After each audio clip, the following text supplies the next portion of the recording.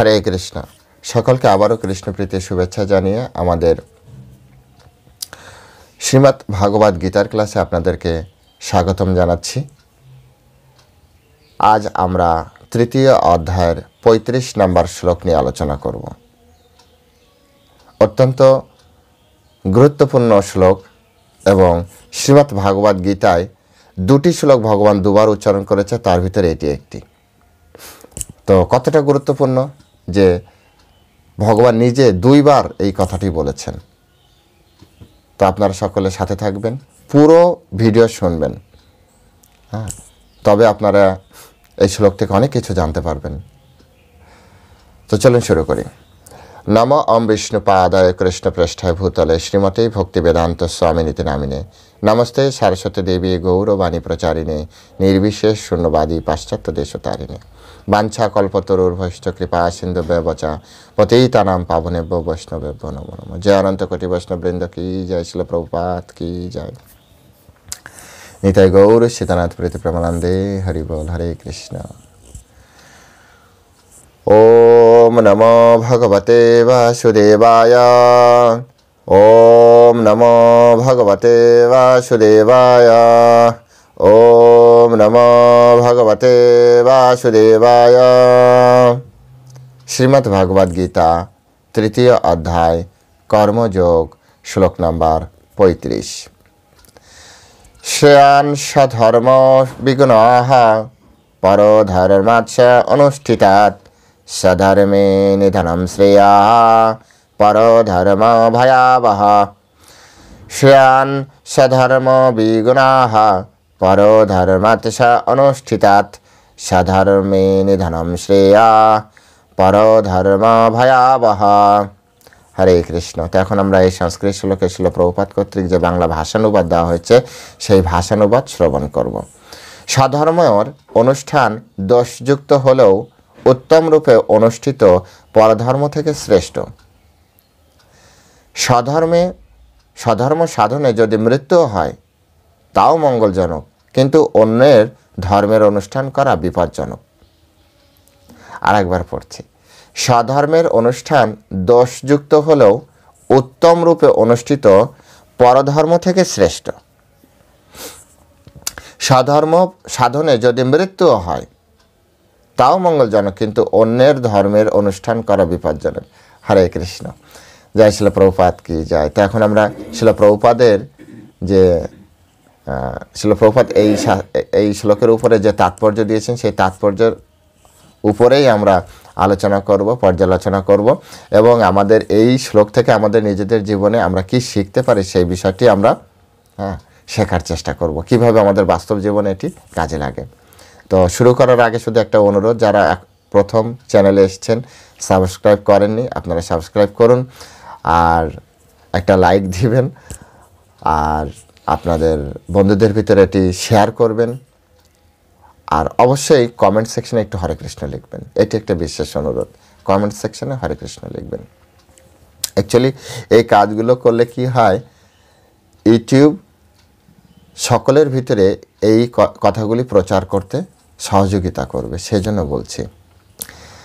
তো আমি আমার জায়গা থেকে সনাতন ধর্ম প্রচারের জন্য কিছু করছি, আপনারা আপনাদের জায়গা থেকে ছোট এই 3টা কাজ করলেই হচ্ছে, যে আপনারা একটা লাইক করুন, একটু হরে কৃষ্ণ লিখুন, আর আপনার বন্ধুবান্ধবের ভিতরে এটি শেয়ার করুন, আর মনোযোগ দিয়ে এটি থেকে শেখার চেষ্টা করুন। এটা হচ্ছে আপনাদের পার্সোনাল, যে আপনারা এটা শেখার চেষ্টা করুন।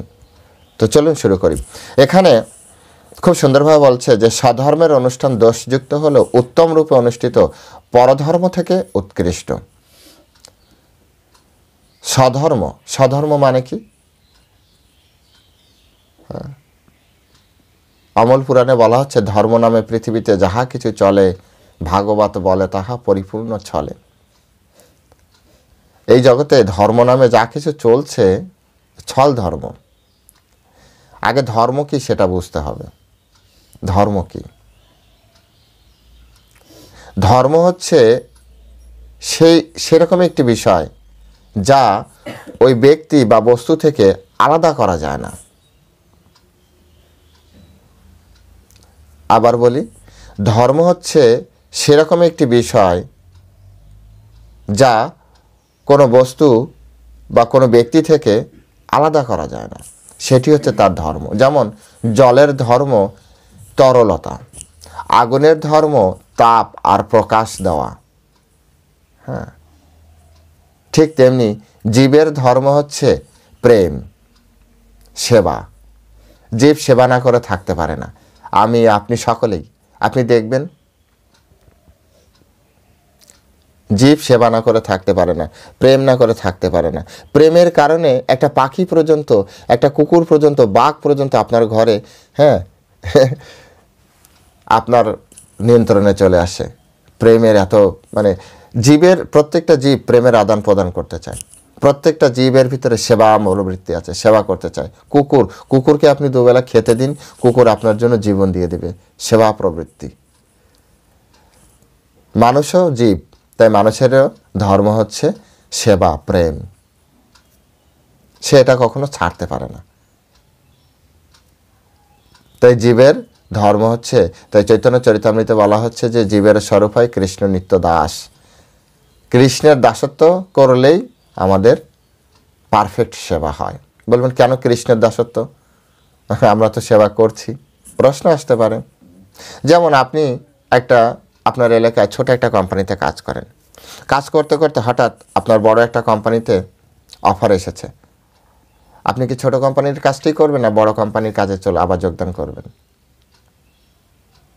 বড় কোম্পানির কাজেই যোগদান করবেন। আমি জানি আপনারা এটাই বলবেন। ঠিক তেমনি এই বড় কোম্পানির কাজে করতে করতে আপনার একটা মাল্টিন্যাশনাল কোম্পানির একটা, হ্যাঁ, লাখো টাকার একটা চাকরি মিলে গেল। তখন আপনি কি করবেন? তখন এই চাকরিটা ছেড়ে আপনি ওই মাল্টিন্যাশনাল কোম্পানিতে চলে যাবেন। হ্যাঁ, এটা একটা সিম্পল বিষয়। তো এটা কেন হচ্ছে? সকলে চায় তার যা বুদ্ধি আছে, মেধা আছে, সেটা সর্বোচ্চ প্রয়োগ করতে। ঠিক তেমনি, আর সর্বোচ্চ প্রয়োগ কোথায় হয়? সর্বোচ্চ অপরচুনিটিস যে সকল কোম্পানি আমাদেরকে প্রোভাইড করতে পারে। তো সর্বোচ্চ অপরচুনিটিস কোন কোম্পানি প্রোভাইড করতে পারে? সর্ববৃহৎ কোম্পানি। এটাই স্বাভাবিক। ঠিক একইভাবে আমরা যখন কোথাও সেবা করছি, যে আমার ফ্যামিলিতে সেবা করছি, পিতামাতার সেবা করছি, আমি সমাজের সেবা করছি, দেশের সেবা করছি, কিন্তু আলটিমেট সেবা কোথায়? পরমেশ্বর ভগবান। কারণ পরমেশ্বর ভগবান হচ্ছে সর্বময় কর্তা। তাই যদি আমরা সর্বময় কর্তার সেবা করি তাহলে আমাদের সেবা সন্তুষ্ট হয়। আদারওয়াইজ আমরা দেখবেন এখান থেকে এ ডাল থেকে ও ডাল, ও ডাল থেকে ও ডাল, ও ডাল থেকে ও ডাল, এভাবে করতেই থাকি, চেঞ্জ করতে থাকি।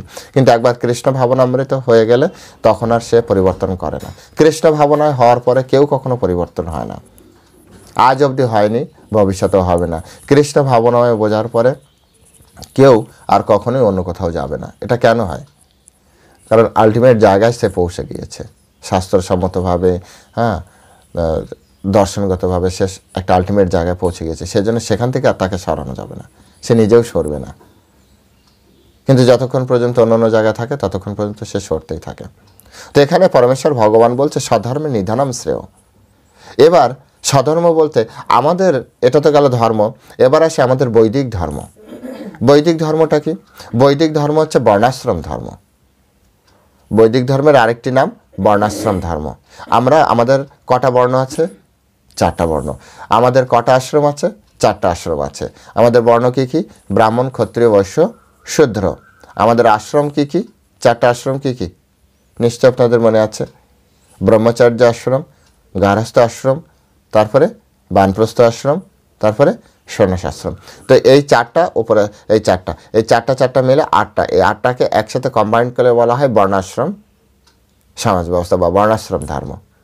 তো আমাদের শাস্ত্রে বলছে, হ্যাঁ, শাস্ত্র অনুযায়ী বলছে যে আমাদের ভিতরে যে গুণ থাকে সেই গুণ অনুযায়ী আমাদের কর্ম করা উচিত। ব্রাহ্মণ ব্রাহ্মণের কাজ করবে, ক্ষত্রিয় ক্ষত্রিয়ের কাজ করবে, হ্যাঁ, বৈশ্য বৈশ্যের কাজ করবে, শূদ্র শূদ্রের কাজ করবে। তো এখন কথা হচ্ছে যে এটা কি জন্ম দ্বারা সিদ্ধ? গীতা অনুসারে নয়। গীতা বলছে চতুর্বর্ণ মায়া সৃষ্ট গুণ কর্ম বিভাগ আসা। 4টা বর্ণ আমার দ্বারা সৃষ্টি হয়েছে, এটা সত্য, কিন্তু এটা বিভাগ করা হয়েছে গুণ এবং কর্ম দ্বারা।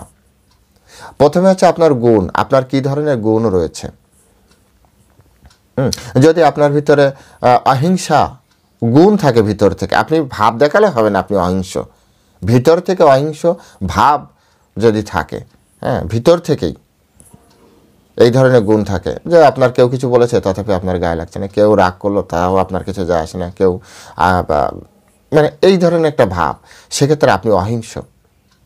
হ্যাঁ, আপনার কোনো কিছুর প্রতি লোভ নেই, কামনা বাসনা আপনার ভিতরে নেই বললেই চলে, তো আপনি অহিংস ব্যক্তি। আপনার ভিতরে ব্রাহ্মণের গুণ আছে। প্রতিদিন খুব সকালে ঘুম থেকে ওঠা, হ্যাঁ, রাত্র 9টা বা 10টার ভিতরে ঘুমিয়ে যাওয়া, শাস্ত্র অধ্যয়ন করতে আপনার ভালো লাগে, ভিতর থেকে ভালো লাগে, শাস্ত্র অধ্যয়ন করতে ভালো লাগে, মানুষের ভিতরে শাস্ত্র কথা বলতে ভালো লাগে, তো এগুলো কি ব্রাহ্মণের গুণ। যাজন যজন অধ্যয়ন অধ্যাপনা, হ্যাঁ, তপস্যা, এগুলো হচ্ছে ব্রাহ্মণের গুণ। যেটা ব্রাহ্মণের গুণ সম্পর্কে ভগবদ গীতায় খুব সুন্দরভাবে বলা হচ্ছে। ভগবদ গীতায়, হ্যাঁ, 18 অধ্যায়ের 42 নম্বর শ্লোকে বলা হচ্ছে সম দম তপশৌচ খান্তি রাজ্যম এবচ জ্ঞান বিজ্ঞান আস্তিক্যম ব্রহ্মকার্য স্বভাবজম। তো এইভাবে আমাদের কি করতে হবে, আমাদের জানতে হবে যে হ্যাঁ, 9টা গুণ যার ভিতরে আছে তাকে ব্রাহ্মণ বলা হয়। কি কি? সম হচ্ছে অন্তরিন্দ্রিয়ের যে দমন, তারপর হচ্ছে দম হচ্ছে বহিরিন্দ্রিয়ের দমন, তপ মানে তপস্যা, শৌচম মানে শৌচ, তারপরে খান্তি মানে সহিষ্ণু, আর্যবম মানে হচ্ছে সরলতা, হ্যাঁ, তারপরে হচ্ছে জ্ঞান মানে হচ্ছে শাস্ত্রীয় জ্ঞান, বিজ্ঞানম মানে হচ্ছে তত্ত্ব উপলব্ধি। এই জ্ঞান বিজ্ঞানম, এই জগতে এই জিনিসটা মানুষ সবাই গুলিয়ে ফেলে, জ্ঞান আলাদা বিজ্ঞান আলাদা। জ্ঞান হচ্ছে আপনার শাস্ত্রীয় জ্ঞান, আর বিজ্ঞান হচ্ছে তার ভিতরে যে একেবারে ডিপ যে নলেজ, তত্ত্বজ্ঞান, তত্ত্ব জানা, হ্যাঁ, যেটা অনুভবের মাধ্যমে সে বুঝতে পারে, অনুভব করতে পারে, নিজের জীবনে প্রয়োগ করার মাধ্যমে সেটা সিদ্ধ করেছে, সেটাকে হচ্ছে বিজ্ঞান। আস্তিক্যম মানে হচ্ছে ধর্মপরায়ণতা, হ্যাঁ, এগুলো হচ্ছে ব্রাহ্মণের গুণ। ঠিক তেমনি ক্ষত্রিয়ের গুণ দেওয়া হচ্ছে, হ্যাঁ, শৌর্যম তেজ ধৃতি দাক্ষ্যম যুদ্ধে চ অপলায়নম দানম ঈশ্বরম ভাবশ্চ ক্ষত্রম কর্ম স্বভাবজম। শৌর্য, তেজ, ধৃতি, দক্ষতা, যুদ্ধ, অপলায়ন, দান ও শাসন ক্ষমতা, হ্যাঁ, এগুলি হচ্ছে ক্ষত্রিয়ের ধর্ম। ঠিক একইভাবে কৃষি গোরক্ষা বাণিজ্যম বৈশ্যকর্ম স্বভাবজম পরিচর্যাত্মকম কর্ম শূদ্র অপি স্বভাবজম। বলছে কৃষি 3টা জিনিস, বৈশ্য কাকে বলা যায়, 3টে, কৃষি, গোরক্ষা আর হচ্ছে বাণিজ্য। এই 3টা জিনিস যদি কেউ করে তাকে বলা হচ্ছে, বা 3টার ভিতরে একটা, তাকে বৈশ্য বলতে হবে। আর শূদ্রদের কাজ কি? পরিচর্যম, অর্থাৎ সেবা করা, অপরের সেবা করবে। যখন কোনো ব্যক্তি, হ্যাঁ, শুধু অপরকে সেবা করবে তাহলে সে হচ্ছে শূদ্র। তো এখানে বলছে সাধর্ম নির্ধারণ শ্রেয়, অর্থাৎ যার ভিতরে ব্রাহ্মণের গুণ আছে এবং তার কর্মও কি করা উচিত, ব্রাহ্মণের মতো কর্ম করা উচিত। যার ভিতরে ক্ষত্রিয় গুণ আছে, হ্যাঁ, অত্যন্ত তেজস্বী, দেখবেন কিছু মানুষ আছে তেজস্বী, খুব খুব, হ্যাঁ, তেজের সহিত কথা বলে, ভয়েস উচ্চ, ভয়েস উচ্চ, তার ফেস, তার যে কি বলা হয়, লম্বা চওড়া এরকম আর কি, বডি এরকম, হ্যাঁ, তারপরে সে যুদ্ধ করতে ভয় পায় না, ভিতর থেকেই সে সত্যের প্রতিবাদী, যখনই সে সত্যের প্রতিবাদী, সত্যের পক্ষে প্রতিবাদী, হ্যাঁ, সে যদি কখনো মিথ্যা দেখে সে তার কি হবে সেটা সে বিচার করে না। যুদ্ধে চ অপলায়নম, অর্থাৎ সে যুদ্ধে কখনো পিছন ফিরবে না, প্রতিবাদ করবে, প্রতিবাদী ব্যক্তি। যেখানে অসত্য থাকবে, যেখানে মিথ্যা থাকবে সেখানে সে প্রতিবাদ করবে। তো এগুলো যখন যার ভিতরে রয়েছে, হ্যাঁ, তখন তার কি করা উচিত, তার সেই ধর্ম তার পালন করা উচিত। তারপরে বৈশ্য কী করবে, কৃষিকাজ, অনেকে দেখবেন নার্সারি করতে ভালো লাগে, হ্যাঁ, গাছগাছরা, যেটাকে বলা বৃক্ষপ্রেম, মডার্ন ভাষায় মডার্ন। তো এরকম অনেক ব্যক্তি আছে না, আছে কি না, যে যারা নার্সারি করতে ভালোবাসে গৃহে, এদেরকে বলা হয় বৈশ্য, এর ভিতর থেকে, হ্যাঁ। তারপরে ব্যবসা করতে ভালো লাগে, ব্যবসা ছাড়া সে চাকরি করবে না, চাকরি করবো না, ব্যবসা করব, বৈশ্য মনোবৃত্তি। সে কোন ঘরে জন্মগ্রহণ করেছে এটা কিন্তু মুখ্য নয়, তার ভিতর থেকে, কারণ সে পূর্বজীবনের কর্মের ফল অনুযায়ী এই গুণ নিয়ে তারপর জন্মগ্রহণ করেছে, তাই তার ভিতরে এই ভিতর থেকে এই গুণ আসে। তো একজন ব্যক্তির ভিতরের যে গুণ আছে সেই গুণগুলি দেখে তারপরে তার জীবন পরিচালনা করা উচিত। সে কি করবে? একজন ক্ষত্রিয় তেজস্বী ব্যক্তি তার তার তার সত্যের মানে মিথ্যার বা অসত্য দেখলে সে প্রতিবাদ করতে পছন্দ করে, এই ধরন দানম, তারপরে ঈশ্বর ভাবস্থ, মানে কি অপরকে কন্ট্রোল করার ইচ্ছা, ওই যে অপরকে কন্ট্রোল করার ইচ্ছাটা হচ্ছে ক্ষত্রিয় মনোবৃত্তি। কিন্তু ব্রাহ্মণ এরকম কাজ করবে না। ব্রাহ্মণ সবসময় হাত জোড় করে, ওকে ঠিক আছে, যদি তার কথা কেউ মেনে নেয় তথাপি ঠিক আছে। তাই ক্ষত্রিয় কখনো ব্রাহ্মণের মতো আচরণ করবেন না, ঠিক একইভাবে ব্রাহ্মণ কখনো ক্ষত্রিয়ের মতো আচরণ করবেন না। ব্রাহ্মণের উপরে যত ধরনের যাই ঘটুক না কেন, তিনি কখনো যে প্রতিবাদ, সেই প্রতিবাদ তিনি করবেন না। অর্থাৎ কেউ তাকে আঘাত করলো, সে রাজার কাছে যে নালিশ করবে, সে প্রশাসনের কাছে যে নালিশ করবে, কিন্তু সে কখনো ক্ষমতা হাতে তুলে নিয়ে তাকে আঘাত করবে না। এখানে আঘাত করবে না এটা ঠিক আছে, কিন্তু একটা পর্যায়ে যে সে প্রতিবাদ, যেটাকে বলা আঘাত নয় প্রতিবাদ, অর্থাৎ তার কোনো একটা বড় ধরনের ক্ষতি করতে যাচ্ছে এবং সেই মুহূর্তে সে প্রশাসনের কাছে যেতে যেতে তার ক্ষতি হয়ে যাবে, সেক্ষেত্রে সে আত্মরক্ষা, জাস্ট আত্মরক্ষার জন্য সে যতটা করা দরকার ততটা তার যদি ক্ষমতা থাকে সে করতে পারে। তো যাই হোক, এগুলি প্রত্যেকটা যে আমাদের যে বর্ণ আশ্রম ধর্ম, সেই বর্ণাশ্রম ধর্মের এক একটা রীতি। ঠিক একইভাবে অর্জুন অ্যাকচুয়ালি এই কথাগুলি কেন করেছে, অর্জুন চেয়েছিল যে তিনি ভিক্ষা করে জীবনযাপন করবেন, কিন্তু অর্জুন ভিক্ষা করলে তো হবে না, কারণ অর্জুন ছিল ক্ষত্রিয়ের সন্তান। অর্জুন কেন ভিক্ষা করবে? তো এই জন্য অর্জুনকে অর্জুনের জায়গায় যেখানে আছে যুদ্ধ করতে হবে। তো সেরকমভাবে যে যার ধর্মটা পালন করাটাই হচ্ছে, সেখানে যদি তার যত বড়ই প্রবলেম হোক, এই জন্য কৃষ্ণ একেবারে মানে প্রান্তিক লেভেলের কথা বলে দিলেন। স্বধর্মে নিধনম শ্রেয়, নিধনের মৃত্যুর থেকে আর কি আর বড় কিছু আছে এই জগতে, সেটাকেও স্বীকার করতে হবে। স্বধর্মে নিধনম শ্রেয়। আমরা যখন আমাদের জীবনে যখন চলার পথে যখন দেখি এখানে একটু অন্যায় হচ্ছে, ওখানে একটু অন্যায় হচ্ছে, তো মাঝে মাঝে আমারও এরকম ভাবে যে এটা ঠিক হচ্ছে না, ওটা ঠিক হচ্ছে না, ডিসকাস করতাম। তো আমার একজন সিনিয়র অত্যন্ত, তো তিনি একদিন বলেছিল যে আসলে আমাদের এগুলো দেখাই উচিত না। আমি বললাম কেন দেখা উচিত না?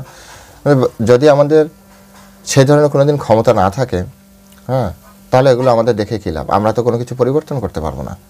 তো যাদের পরিবর্তন করার ক্ষমতা আছে তারাই এগুলো দেখবে। অর্থাৎ পূর্বজীবনের কর্মের ফল অনুযায়ী একজন ব্যক্তি কোনো কিছু পরিবর্তন করতে পারবে কি পারবে না, সেটিও সেই ক্ষমতা সে নিয়ে আসে। অর্থাৎ সনাতন ধর্ম মানে পূর্বজীবনের কর্মের ফল অনুযায়ী প্রাপ্তি, এটি মান্যতা দিতেই হবে এবং দিতে হবে। আমরা এই জগতে যা কিছু পাচ্ছি তা সবই হচ্ছে পূর্বজীবনের কর্মের ফল।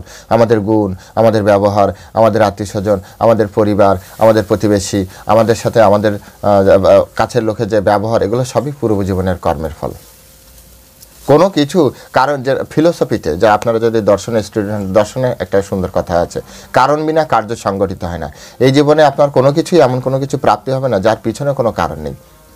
এবার আজ আপনি দেখছেন যে এই ঘটনাটা ঘটেছে, কিন্তু তার পিছনের কারণ কি? পিছনে তো কিছু না কিছু রয়েছে। আপনি যদি হোমিওপ্যাথি ডাক্তারের কাছে যান তাহলে বুঝতে পারবেন কার্যকারণ সম্পর্ক কাকে বলে। হোমিওপ্যাথি ডাক্তারের কাছে গেলে যে কোনো একটা ধরনের প্রবলেম হচ্ছে, তো আপনার কাছে শুধু কথা বলতেই থাকবে, কথা বলতেই থাকবে। এই যে কয়েকদিন আগে আমি অসুস্থ হলাম, তো তখন আমি যখন একজন সিনিয়র হোমিওপ্যাথি ডাক্তারের কাছে গেলাম, তো কেস হিস্ট্রি লিখতে লিখতে প্রায় 4 ঘন্টা সময় লেগেছে। 4 ঘন্টা। এদিকে আমি শ্বাসকষ্ট হচ্ছে, আমি কথা বলতে আমার খুব কষ্ট হচ্ছে। তো তারপরও সেই অবস্থায় সে প্রায় 4 ঘন্টার মতো ধরে কথা বলিয়েছে আমাকে দিয়ে। এটা শুনছে, সেটা শুনছে, মানে কত কথা। তারপরে তার ভিতরে একটা ওষুধ দিল, সেই ওষুধে কিছুটা রিলিফ হলো, কথা চলছে। তারপরে ওষুধ দিল, তারপরে ঘরে এসে একমাত্র ওষুধ খেতেই রাত্রে আমি খুব সুন্দরভাবে ঘুমাতে পারলাম। তো ঠিক একইভাবে কারণ বিনা কার্য সংগঠিত হয় না। তো এগুলো আমাদেরকে বুঝতে হবে।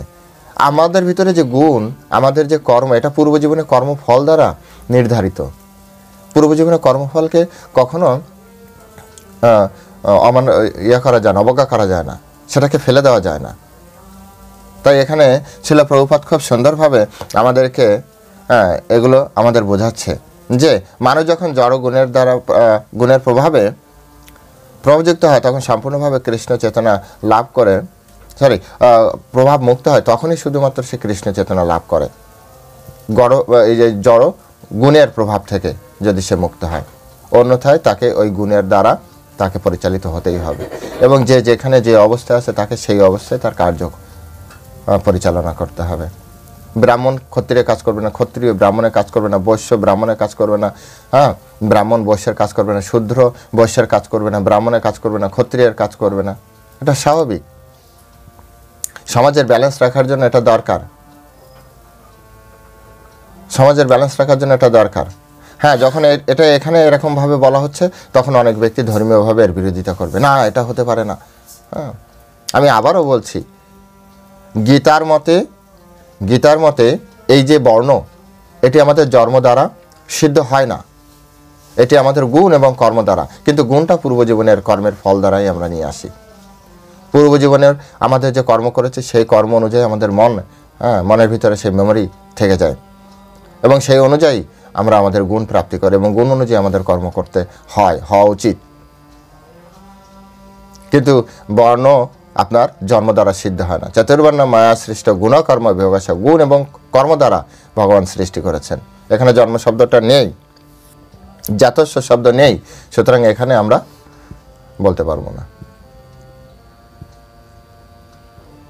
যার ভিতরে যে গুণ আছে তিনি যেন সেই কাজটি সুন্দরভাবে করেন, এটাই হচ্ছে পরমেশ্বর ভগবান শ্রীকৃষ্ণের। এবং সেটা করতে যে তার যদি মৃত্যু হয়, হোক।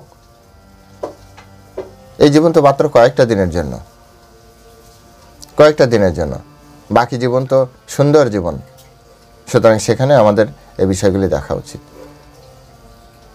আমাদের কর্মফল অনুযায়ী আমাদের ভোগ করতে হবে, সুতরাং আমাদের এমন কোনো কিছু কর্ম করা উচিত না যার ফলে আমাদের ভয়াবহ পরিস্থিতি তৈরি হয়। এটা আমাদের জড়জাগতিক জীবনেও হয়, আমাদের আধ্যাত্মিক জীবনেও হয়।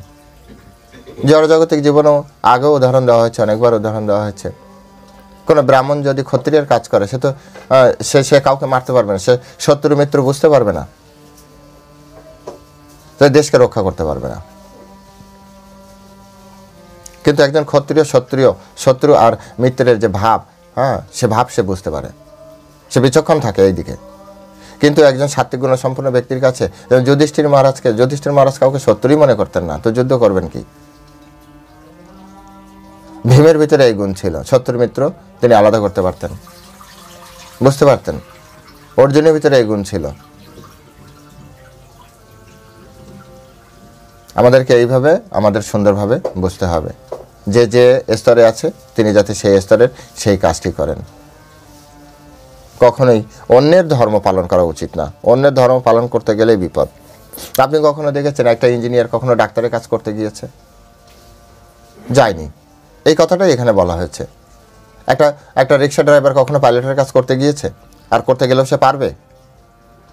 হ্যাঁ, তার ভিতরে যদি সে ধরনের আকাঙ্ক্ষা থাকে, তার মানে গুণ থাকে, তাহলে সে ট্রেনিং উপযুক্ত কর্মের মাধ্যমে সে যোগ্য হতে পারে, যোগ্যতা অর্জন করে তারপর সেই কাজটি সে করতে পারে। কিন্তু যোগ্যতা অর্জন করার পরে দেখা যাচ্ছে সে পাইলটের কাজ শিখেছে, এখন সে আবার রিক্সা চালানো শুরু করে দিয়েছে। এটা ঠিক সাধারণ নির্ধারণ শ্রেয় হলো না, পরাধর্ম ভয়াবহ হয়ে গেল। প্রত্যেকটা ব্যক্তির আমাদের এগুলো বিচার করতে হবে। আমরা বিচার করলে আমরা সুন্দরভাবে এগুলো বুঝতে পারবো। যার ভিতরে নেতৃত্ব দেওয়ার ক্ষমতা আছে, তিনি যদি ঘরের ভিতরে বসে থাকেন তাহলে পরধর্ম ভয়াবহ হয়ে গেল। যার ভিতরে সন্ন্যাস গ্রহণের ক্ষমতা আছে, তিনি যদি গৃহস্থ আশ্রমে যান তাহলে তা গৃহস্থ আশ্রমও ভালো হবে না। এটা আমরা দেখছি, অনেক ব্রহ্মচারী যখন বিবাহ করছে তখন আমরা দেখছি তাদের পার্সোনাল লাইফ অতটা বেশি সুন্দর নয়। কারণ ব্রহ্মচারীর জীবন হচ্ছে কি একটা ছোটাছুটি করার জীবন, এখানে যাবে ওখানে যাবে, এরকম। কোনো কারণে সে বিবাহ করেছে, মায়ের দ্বারা প্রভাবিত হয়ে সে বিবাহ করেছে, বা কোনো কারণে তার পূর্বজীবনের কর্মের ফল অনুযায়ী সে বিবাহ করেছে, কিন্তু তার সেই ভাবটা রয়ে গিয়েছে। সে ঘরে বেশি সময় থাকতে পারে না, সে এখানে ঘুরতে যাবে, ওখানে ঘুরতে যাবে, এখানে প্রচারে যাবে, ওখানে প্রচারে যাবে, সেও একা একা, মাতাজিও একা একা। তাই যে মানে বর্ণে আছে, যে আশ্রমে আছে, তার সে আশ্রম এবং বর্ণ অনুযায়ী তার কর্ম করলেই সকলের জন্য মঙ্গল। তো সকলে ভালো থাকবেন। হরে কৃষ্ণ। জয় শিল প্রভুপাদ কি জয়।